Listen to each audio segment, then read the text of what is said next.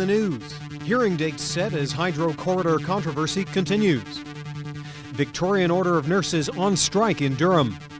And Scarborough teams score big at Robbie Tournament.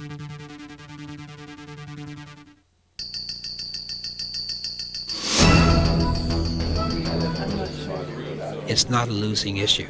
We have a voice, and we have a very important voice. A united front from Scarborough residents at the second of 3 Ontario Municipal Board pre-hearings to set the agenda for this fall's battle over these hydro lands. Ontario Hydro wants to sell the land to developers. Area residents want the land to remain green space, a position backed by the former Scarborough Council. I've spoken to Shaw Cable about this, and the answer is no. Hearing Chair Susan Rogers turned down SPN's request to tape the proceedings, confining our cameras to outside council chambers. But the meeting didn't last long. City lawyer Brendan O'Callaghan asked to delay finalizing the agenda because his instructions from the city could change. This Wednesday, Toronto Council will discuss a confidential report by City Solicitor Ozzie Doyle. Leaked to the Mirror, it warns that the city is fighting a losing battle to stop redevelopment in the Warden North Hydro Corridor. Well, the report is reported in the Mirror said that the city approached 3 planning consultants to offer evidence in support of the open space use bylaw. 3 planners turned the city down. It also predicts that unless council can find a planning consultant on their side, the OMB will likely side with the developers. It's a position that has area councillor Mike Zekas hopping mad. It's a report that frankly was unsolicited. Scarborough Council never asked him for that report. We don't know why he wrote it, and we don't know how it got into the hands of the press. And it has community groups hoping that council's support won't disappear, angry that they can't have their say in front of Toronto Council. The process is flawed, and I think there needs to be some discussion or an investigation as to what's happened here. The actual Ontario Municipal Board hearing is scheduled to begin Monday, October the 5th, and area residents have been assured that they will get the opportunity to address the board directly with their concerns. At the Scarborough Civic Centre, Deborah Hutchison, SPN.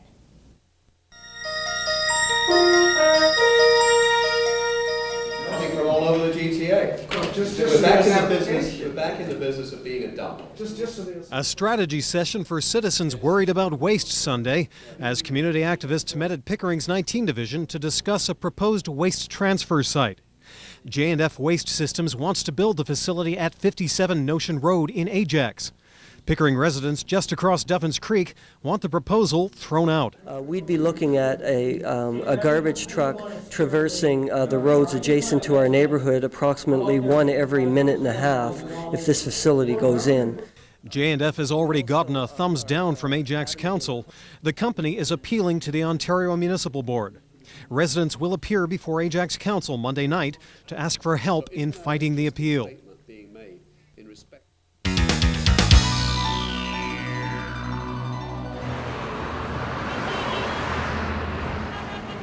As VON nurses in Durham walk the picket line, I'm not just a number or a client to them, I'm a person. Patients like Gwen Pascoe try to manage without care. They're the ones that taught me how to do my needles. I'm blind, and they taught me, learn how to give my injections. They also taught me how to manage around a little bit too. About 32 Durham nurses walked off the job Friday. Their contract expired March 31st. At issue is mileage money. They say 17 cents a kilometer isn't adequate. They want at least 25 cents. Some of our girls do 180 kilometers a day, and when you average that out over the year, that is a lot of money, and it becomes part of our wages. Evelyn Smith is Director of Programs at the Durham VON. Now, this is a very competitive market, and VON is just trying to be competitive, but also to be fair to the nurses, because we do value our nurses. During the strike, the VON is using registered nurses to take care of patients belonging to nurses who are on the picket line.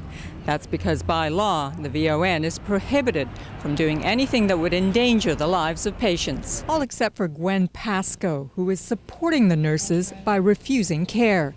Nurses like Marcia Mitchell, who covers the Pickering-Ajax area. Right now, with the mileage issue, as a nurse, I feel that I cannot afford to work without being compensated fairly for the mileage. In Durham, Sarah Minhas reporting for SPN.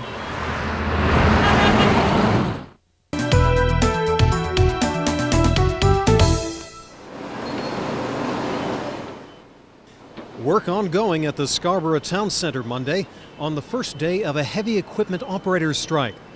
Operators of cranes and earth-moving machinery were off the job as of midnight, but late Monday morning, this crane was still in operation, and this earth mover was still working Monday afternoon. On a nearby condominium site, 2 members of Operating Engineers Local 793 were picketing Monday afternoon, but union spokesman couldn't say whether this crane should be moving or not. The operating engineers and management negotiators have both imposed a news blackout.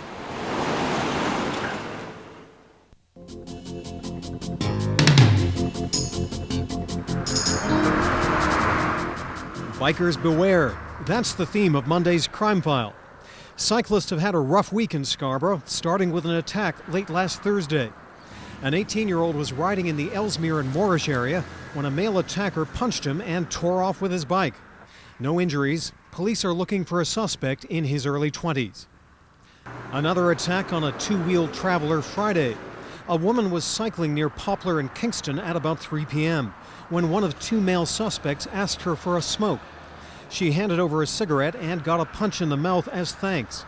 She was then knocked off her bike and robbed of cash. Finally, an 11-year-old cyclist was assaulted Sunday afternoon in the Birchmount Finch area. A male suspect in his teens told him to hand over the bicycle.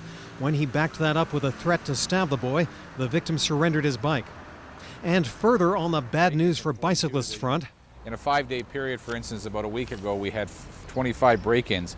Out of these break-ins, 11 of the break-ins involved theft of bicycles. 42 Division's Rick Henderson says rising bike prices mean rising bike theft.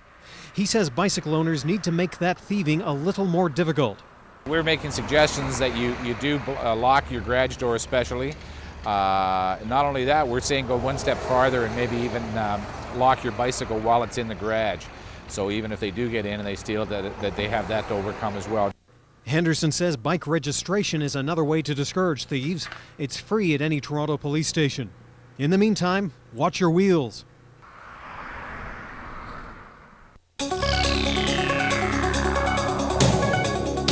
Some have argued that CBA is fair. And many were arguing the opposite at Metro Hall Monday as councillors pored over the prospect of tax relief for ratepayers facing current value assessment. City staff are recommending a 3-year phase-in for residential tax changes to shield owners of older properties from rapid increases. But owners of newer properties will have to wait longer for a tax break. And some Scarborough councillors say they've waited long enough. But generally speaking, I think that current value assessment should proceed. It should proceed as soon as possible. It should be implemented this year, and the people in Scarborough should be getting their tax break immediately. All the same, Broadnetti says he does support tax breaks for seniors and low-income ratepayers. The phase-in recommendation will go before Toronto Council this week.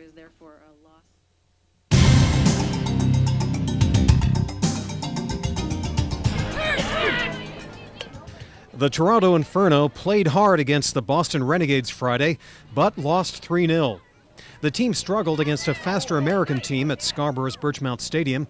Co-coach Dave Ashfield says the girls held up well against tough opposition.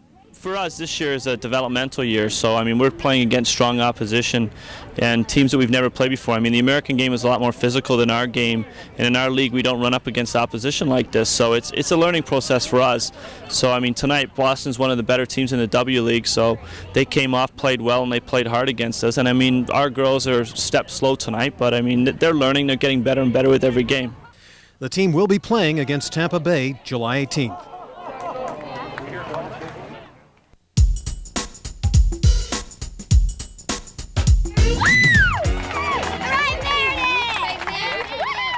A big day for girls soccer in Scarborough Sunday.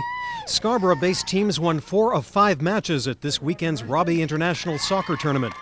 Scarborough United's under-15 team beat Hamilton Sparta 5-2. Another striker, Jennifer Zulo. Scarborough United's under-11 crew shut out the Burlington Ice, making Coach Tom Jones a happy guy. And it was a hard-fought game. I think we had a lot of chances that we just couldn't quite put it in. And the girls finally clicked in the end of the first half and then got another one in the second half, ended up 2-0. Here's a cross into the area. Grieve, number 11, under it. There's the header right across the box, and it's another goal. But the girls didn't have exclusive bragging rights. The Wexford Warriors blew off some of an early 3-0 lead, but still managed to edge out Vaughan 3-2. And for some, like the boys from Scotland's Claremont High School, it was all about being there, no matter how tough the competition. The opposition was fairly easy until we got to the quarter final, and then it started getting a bit harder. And every game got harder and harder, and this one was we just didn't play well enough to win. But for some, the day's highlight was the NHL All-Stars defending their winning ways against the media's best. Vancouver Canuck and Scarborough native Peter Zezel scored twice to help the NHL team to a 3-2 victory. I've played when I was 10 years old here in the Robbie my first year, and it's been great having this type of friendship game over the last few years anyway, and to get the guys together, to get the guys to have fun, and we all know that it's for a great cause in cystic fibrosis and muscular dystrophy. And of course, the cause was king for the losing side too. Coming here for the cause is really important to all the guys. I mean, as much as you're out here, competing and everything, I think it's important, what we're here for and what it signifies. And to me, it's important to be a part of it. It's great to come out here and get a free jersey, but it's also important to spread the word as well. And I think that's what everyone's here for.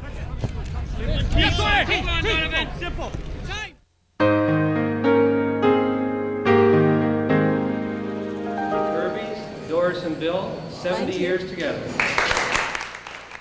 Well-deserved applause for a special Scarborough couple. Bill and Doris Kirby celebrated 70 years of marital bliss Monday in front of friends and family at the Wexford nursing home.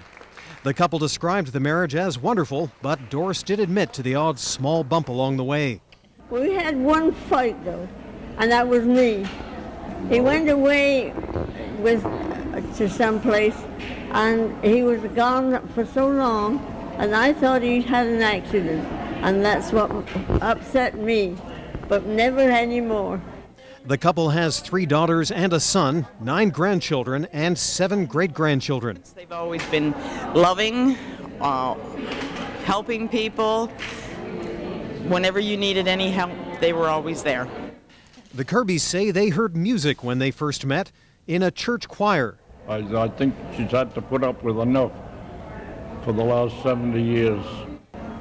I just take him as he is, and I love him.